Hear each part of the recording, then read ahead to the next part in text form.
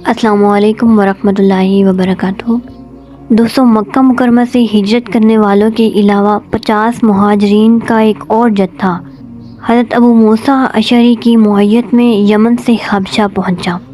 اس کے بارے میں امام بخاری باب ہجرت الحبشہ کے ضمن میں حضرت ابو موسیٰ اشعری سے روایت نقل کرتے ہیں کہ آپ نے فرمایا، ہم یمن میں تھے، ہمیں یہ اطلاع ملی کہ نبی کریم صلی اللہ علیہ وآلہ وسلم مکہ سے ہجرت فرما کر مدینہ طیبہ تشریف لے گئے ہیں۔ ہم وہاں سے کشتیوں میں سوار ہو کر روانہ ہوئے تاکہ حضور کی خدمت میں شرف باریابی حاصل کریں، لیکن راستے میں ہمیں سمندری طوفان نے آ لیا اور ہماری کشتیاں حبشہ کے ساحل پر جا لگیں۔ وہاں ہماری ملاقات حضرت جعفر بن ابی طالب سے ہوئی، چنانچہ ہم نے وہیں اقامت اختیار کر لی اور کئی سال وہاں قیام کیا، اور ہم اس وقت حضرت جعفر کی معیت میں مدینہ طیبہ واپس آئے جبکہ خیبر کے سارے قلعے فتح ہو چکے تھے اور ان پر اسلام کا پرچم لہرا رہا تھا۔ ہمیں دیکھ کر نبی کریم صلی اللہ علیہ وآلہ وسلم نے فرمایا، اے کشتی میں سوار ہو کر آنے والوں، تمہیں 2 ہجرتوں کا ثواب ملے گا۔ پہلی ہجرت اپنے وطن سے حبشہ کی طرف اور دوسری ہجرت حبشہ سے مدینہ طیبہ کی طرف۔ حضرت ابو موسیٰ الاشعری رضی اللہ عنہ فرماتے ہیں، جب مسلمان نجاشی کے زیر سایہ امن و عافیت کے دن گزار رہے تھے اور بڑی آزادی سے اپنے رب قدوس کی عبادت کیے کرتے تھے، تو نجاشی کے خلاف حبشہ کے ایک شخص نے علم بغاوت بلند کر دیا۔ ہمیں اس سے بڑا خدشہ ہوا کہ مبادا وہ باغی غالب آ جائے تو معلوم نہیں وہ ہمارے ساتھ کیسا برتاؤ کرے گا۔ تو ہم اللہ تعالیٰ کی جناب میں نجاشی کی کامیابی کے لیے ہر وقت دعا گو رہتے اور بڑی عاجزی سے دعا مانگتے تھے کہ اللہ تعالیٰ اس کی مدد فرمائے، اسے کامیابی دے اور فتح بخشے۔ چنانچہ دریائے نیل کے دوسری جانب ایک میدان میں دونوں لشکر قوت آزمائی کے لیے جمع ہوئے۔ صحابہ کرام نے آپس میں کہا کہ ہم میں سے کون ایسا شخص ہے جو میدان جنگ میں جائے، وہاں کے حالات کا مشاہدہ کرے، پھر اس جنگ کے نتیجے سے ہمیں بتائے۔ حضرت زبیر جو سب سے کم عمر اور نوجوان تھے، وہ بولے، یہ خدمت میں بجا لاؤں گا۔ ایک مشک میں ہوا بھری اور اس کے منہ کو باندھ دیا، پھر وہ اس کے ذریعے دریائے نیل کو تیر کر عبور کرنے میں کامیاب ہوئے اور دوسرے کنارے پر پہنچے جہاں دونوں لشکر برسر پیکار ہونے کی تیاری کر رہے تھے۔ انہوں نے اس مارکے کو اپنی آنکھوں سے دیکھا۔ اللہ تعالیٰ نے مسلمانوں کی التجاؤں کو شرف قبول بخشا۔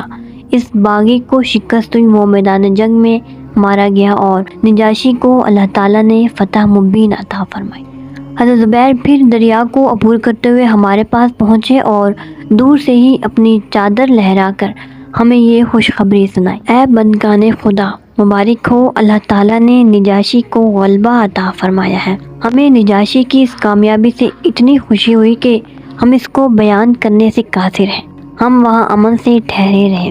حبشہ کے تمام مہاجرین ایک بار کی واپس نہیں آئے، بلکہ حضرت عبداللہ بن مسعود تو اس کے بعد جلد ہی مکہ لوٹ آئے، اور مسلمانوں نے جب نبی کریم صلی اللہ علیہ وآلہ وسلم کی ہجرت کے بارے میں سنا تو ان میں سے 33 مرد اور 8 عورتیں حبشہ سے مدینہ طیبہ واپس آ گئیں، اور ان میں سے 24 نے غزوہ بدر میں شرکت کی سعادت حاصل کی۔ ابن سعد الطبقات الکبریٰ میں لکھتے ہیں کہ یہ 33 مرد اور 8 خواتین حبشہ سے مکہ آئے، یہاں 2 نے وفات پائی، 7 کو اہل مکہ نے اپنی حراست میں لے لیا، بقیہ حضرات مدینہ طیبہ پہنچ گئے اور غزوہ بدر میں شریک ہوئے۔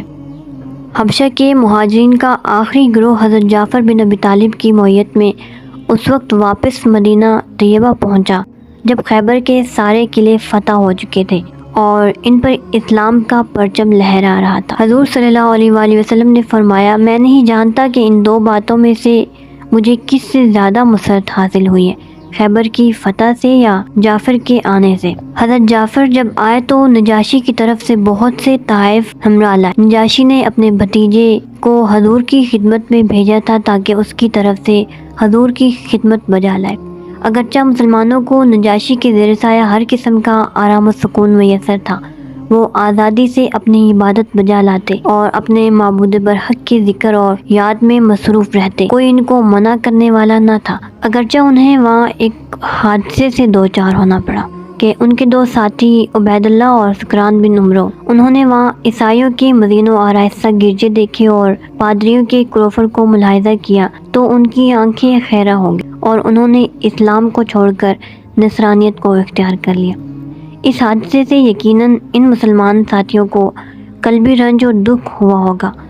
ان دونوں کی بیویاں بھی ان کے ہمراہ تھی، تو عبید اللہ کی اہلیہ حضرت ام حبیبہ تھی اور سکران کی زوجہ کا نام سودا بنت زمعہ تھا۔ یہ دونوں پکی مومنہ تھی، نہ انہیں کلیساؤں کی زینت و آرائش متاثر کر سکی اور نہ ان کے خاوندوں کا ارتداد انہیں اپنے عقیدے سے متزلزل کر سکا۔